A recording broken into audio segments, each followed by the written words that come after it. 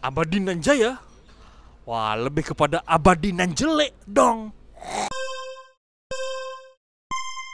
What is up my good people?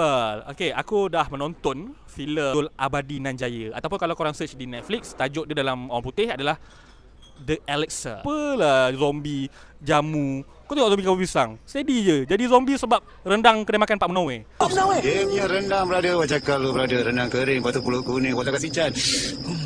Semua watak dalam filem ni annoying.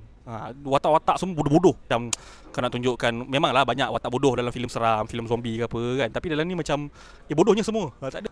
Dia berkenaan jamu. So jamu tu adalah substance tau, maksudnya dalam filem ni. Tapi cerita ni tak ada substance. Persetankanlah zombie kau lagi cantik efek kau punya. Ceritanya tak ada. Bukan cerita, dah lah watak bodoh dia kan. Cerita tak ada. Watak jelek, ceritanya pun jelek. So memang bagi aku, kau punya pengalaman nak immerse dengan cerita tu, nak memasuki cerita tu tak ada.